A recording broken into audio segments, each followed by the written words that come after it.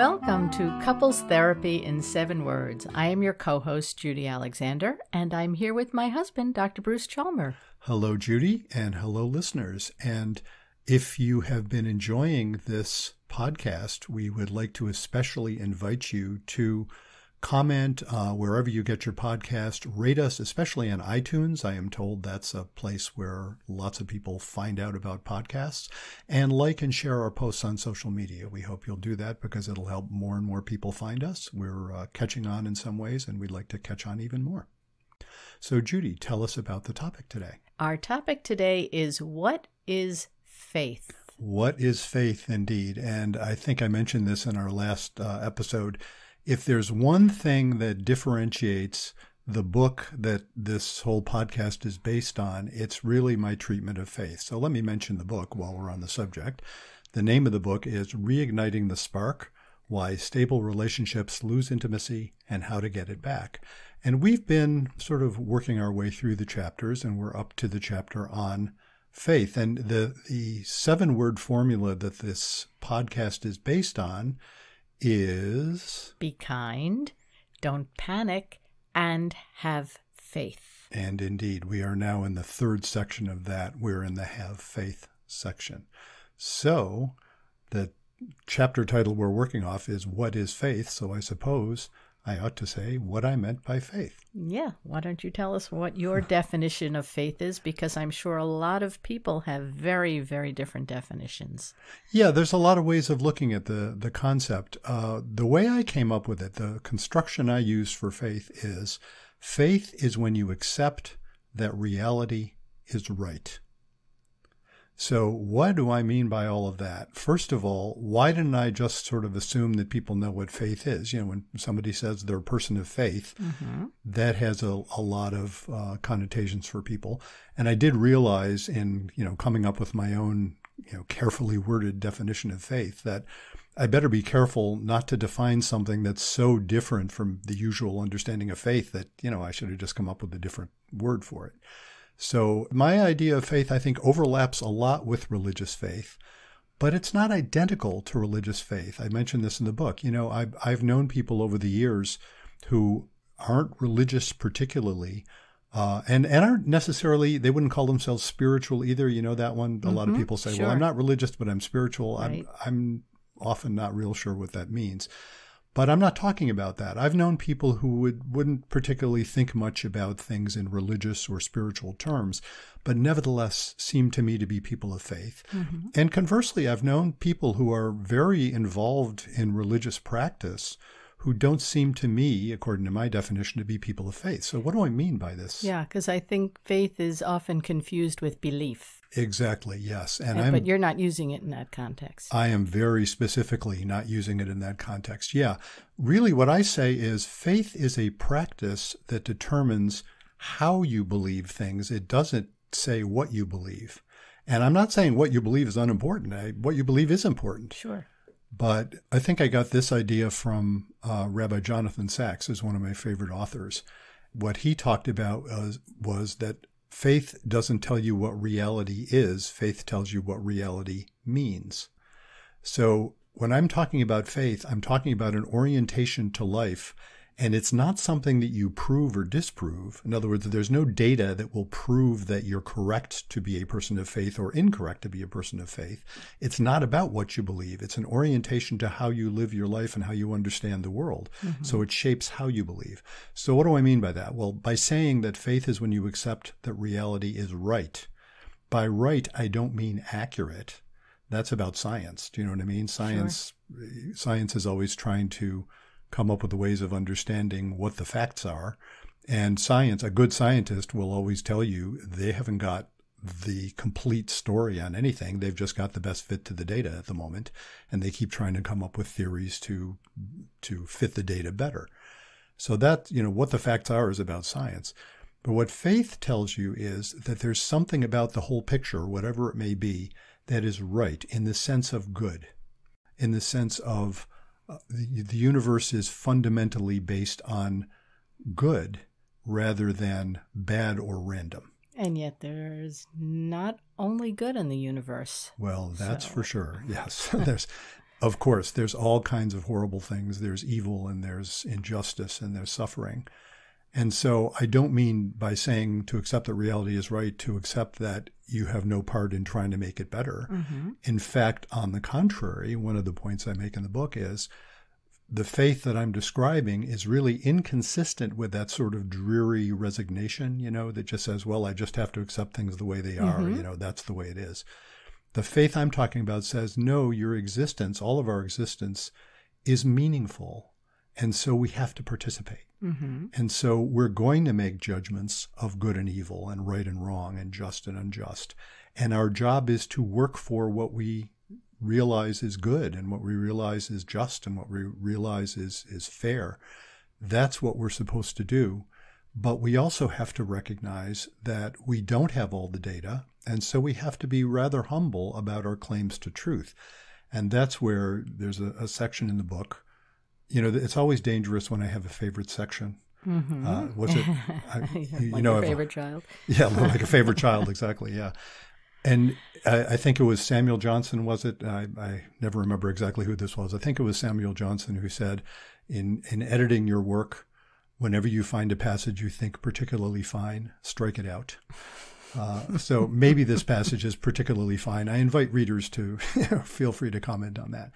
But what I differentiate, I make quite a big deal of this in the book. I differentiate between faith and fundamentalism, which I consider to be opposites. Mm-hmm. I realize I have to be careful in that use of the word fundamentalism because there are some religions that would describe themselves that way. And I'm not talking about a description of something sort of getting down to fundamentals. I'm talking about a particular orientation to belief, which says that if you're what I'm calling fundamentalist, it means that you have a dogmatic belief that the particular understanding you have is the only correct one, and anything else is simply wrong and has to be opposed.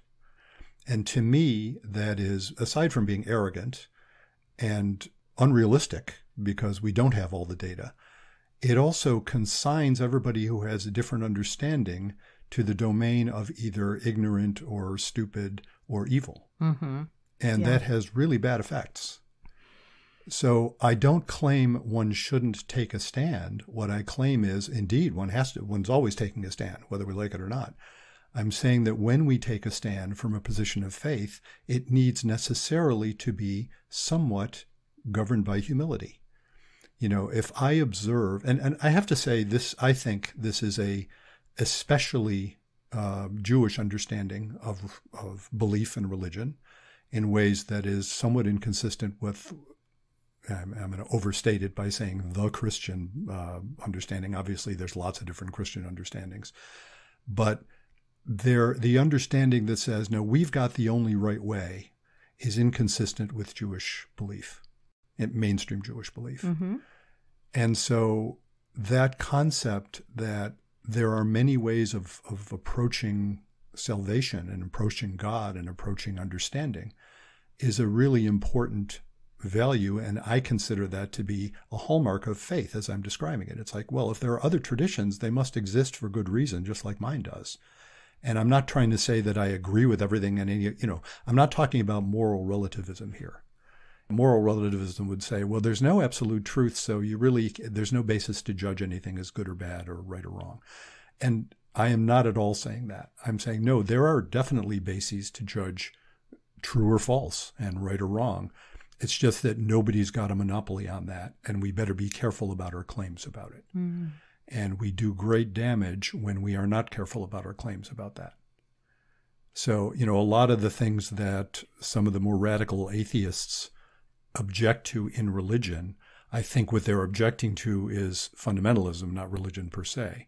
And actually, there are some atheists that I would consider fundamentalists because they're so dogmatic in how they approach the concept of religion. Humans have evolved these practices of religion, and to simply reject them as evil is every bit as fundamentalist as saying that, oh, no, religion's okay, but you have to have the right one. Right, and their insistence that, that their way is the only way and that there is no God or there is no higher power. Yes, exactly. Yeah. And that can be done in a very fundamentalist way. Mm. And transitioning from the previous section on panic, you say that faith is the antidote to panic. Yeah, and exactly. That's really how the 7-word formula added that last part, and have faith, because you can't be kind if you're panicking. Mm-hmm. So now the question is, well, how do you manage to not panic? Because anxiety is baked in. You know, we can't avoid the existence of anxiety. So how do you not panic?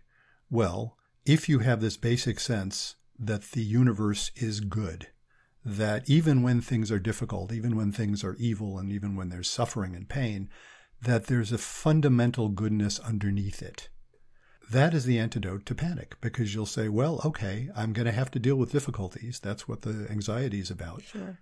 But underneath that, it's good. And so that's the faith I can have. Now, you know, religious people in Western terms, that would be a faith that I think a lot of people derive tremendous comfort from, which is to say that God is good. And we're not going to understand all the ways of God, but whatever God is good. That's a way of saying it in sort of mainstream Western religious terms. But you don't have to be particularly religious to have that kind of orientation to life. That's true. Yeah. Yeah. So what does this have to do with relationships? Funny you should ask. You know, this is a podcast about relationships.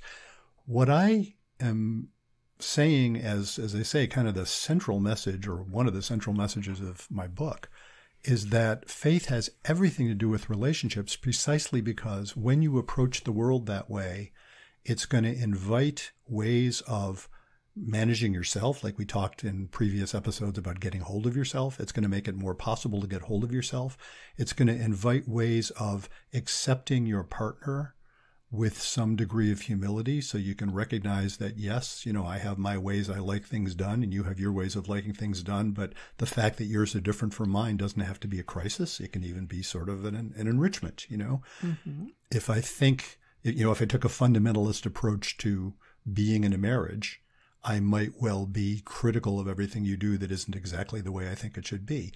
If I take what I call a faith-informed approach to being in a marriage, then I'm going to accept you as you are, and I still may have disagreements with you, and I'll bring them up, I hope, respectfully, because I'll recognize that disagreements aren't indicators that you're wrong or I'm right, or vice versa. They're just differences that arise naturally between any two people.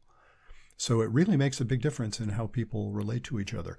You know, next time, I'm hesitating to say next time because I'm not sure it'll actually be next episode. That'll depend on our schedule of interviewing. We've got some great guests coming up. But one of our future episodes will be talking more specifically about what is the role of faith in relationships, and we'll get into that more. Great. And we are at the portion of our program where we take a listener question. And this week, Edna writes, Dear Dr. Chalmer, after 25 years of marriage, my husband, I'll call him Fred, says he's wondering if he might be gay.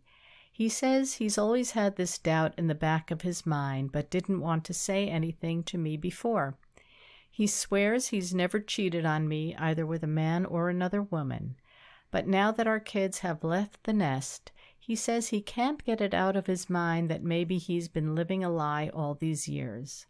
He says he loves me and doesn't want to end our marriage, and he isn't even sure he wants to act on his attraction to men.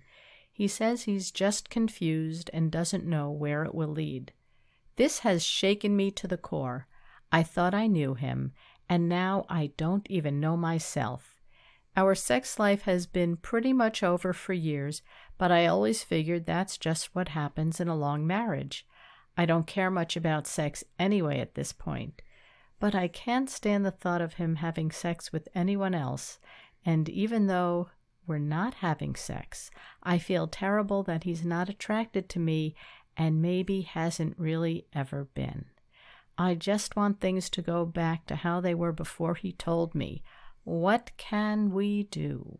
Well, indeed. What can they do? Yeah, what can they do, and what does this have to do with faith? What a great question. Funny you should. Yeah, it's like, yeah, because we are revealing here, I'm the one who picked out this question this time. And so you're wondering, yeah, why did I pick out this question to be an illustration of faith? Well, I'll tell you why.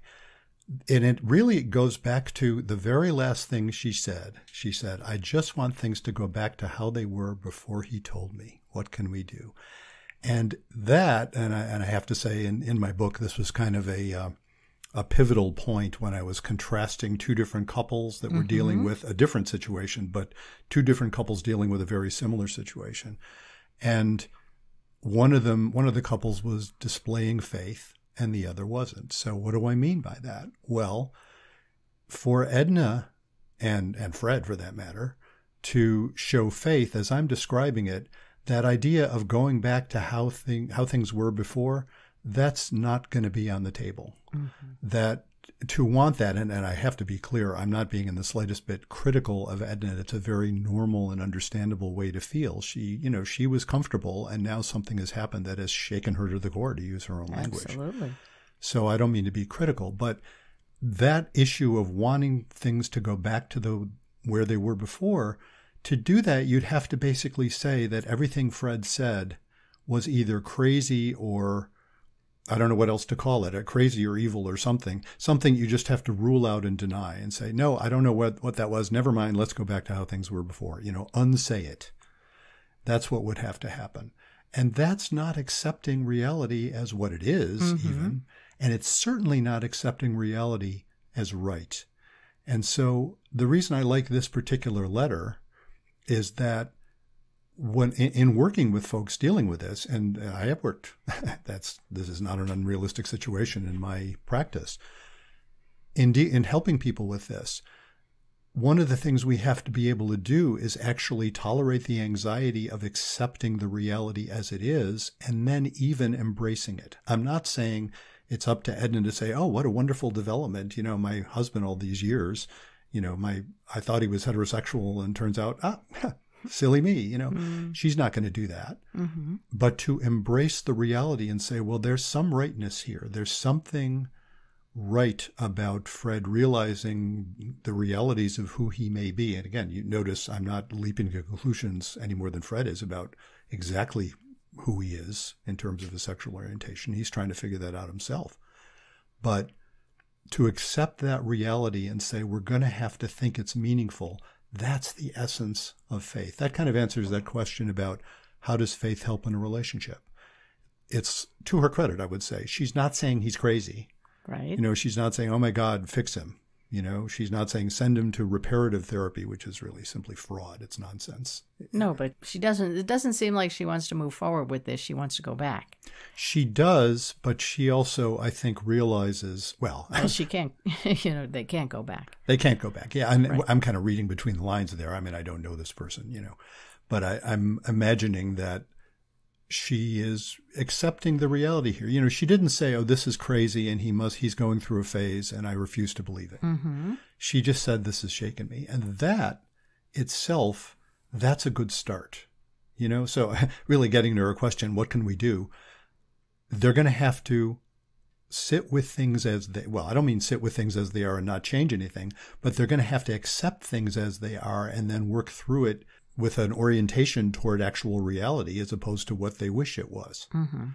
And it's heartrending situations, things like this. From my perspective, when I've worked with couples, and this is, again, pretty common in my practice, I see this sort of thing, be it sexual orientation or occasionally gender questioning or things of that sort, that somebody is questioning something very basic about the relationship. And there's no fault here. You know what I mean? It's not like, oh my God, it's a terrible thing that he might be gay. No, it isn't. I mean, I would say as a society, we have come a ways. We've still got a ways to go, but we've come a long way in at least recognizing that, there is some percentage of the population that is gay and some percentage of the population that is heterosexual, and actually quite a few people who are where those terms don't fit very well. And not freaking out about that is a good start, So she's not trying to say, oh my God, my husband has turned evil. You have to banish the demon from him. But she is understandably saying that she's really upset about this and can't just ignore it. Right. Well, and she also says that he doesn't want to end the marriage, but, that could become a consequence of this Oh, absolutely. And of course, I think this may be what you're implying. It could become a consequence because she might decide she needs to end it. Mm-hmm. And again, that is a common scenario, and it really is, it's touching. I guess that's the word that comes to mind, as I'm doing this work with couples where I often will meet two good people, caring people who love each other, who care about each other, who've constructed a life together, but something happens that is simply inconsistent with their remaining married. And it's very painful, but often, well, let me get back to the idea of faith. What faith does in this situation is allows for the possibility, more than the possibility, it really is a core understanding that however this turns out, if you embrace reality, it will work out better than if you try to deny it or if you try to, resist it. And that's what I mean by an attitude of faith. It's accepting that reality is right, even when it's painful, Mm-hmm. Even when we can't understand all the data. And, this particular instance is interesting precisely because it's not clear cut. It's not like Fred hasn't come out as gay. Fred hasn't said, turns out I'm gay, Mm-hmm. I need to end our marriage. Bummer, but let's work through it. And of course, there's plenty of situations like that. In this case, he's questioning. He's in that place that lots and lots of people are, where he's trying to figure it out himself.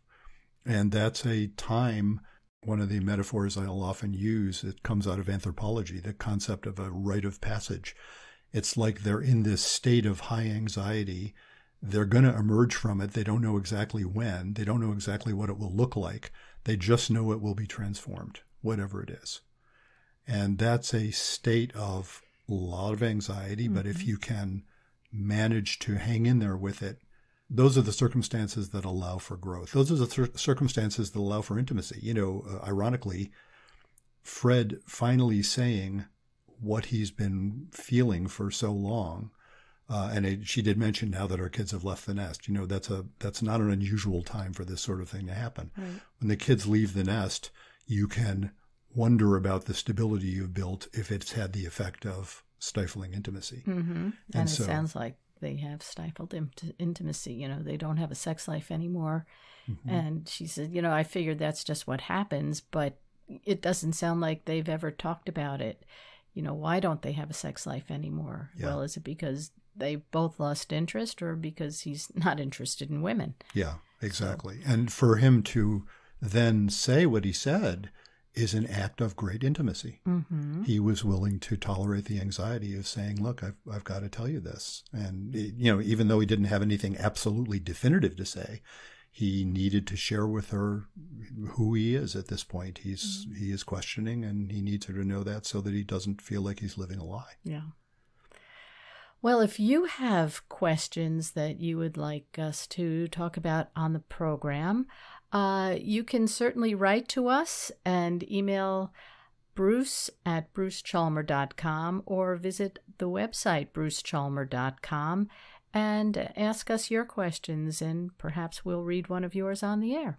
And when you visit brucechalmer.com, if you go to the podcast tab, you'll also see that we are doing guest interviews now. We've done already a couple, and we have got a couple more lined up already. And if you'd like to suggest anyone to us, please feel free to do that. And you can even suggest yourself. And there's actually a link on that podcast tab on brucechalmer.com that will let you sign up for a time for us to interview you.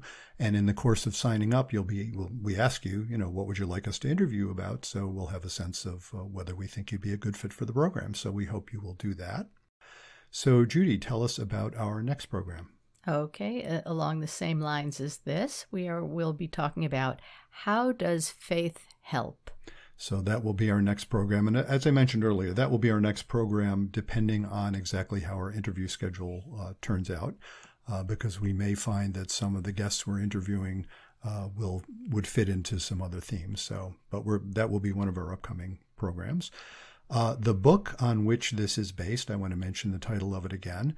It's Reigniting the Spark, Why Stable Relationships Lose Intimacy and How to Get It Back. It is available anywhere books are sold. In particular, I want to invite people, if you've read the book, to please give us a review on Amazon. And you can do that. I'm pretty sure you can do that even if you didn't buy it through Amazon. Of course, if you did, it's even easier. Because we do like to get more reviews there. It's another way for people to find out about it. And of course, rate it and give us your comments. And follow us on Instagram. Indeed. And it's my name on Instagram is Dr. Bruce Chalmer. And also in terms of the podcast itself, we would very much like you to comment and rate us on whatever medium you use to get the podcast, and like and share our posts on social media as well so that more people will get to find out about it. And so until next time, remember, be kind, don't panic, and have faith.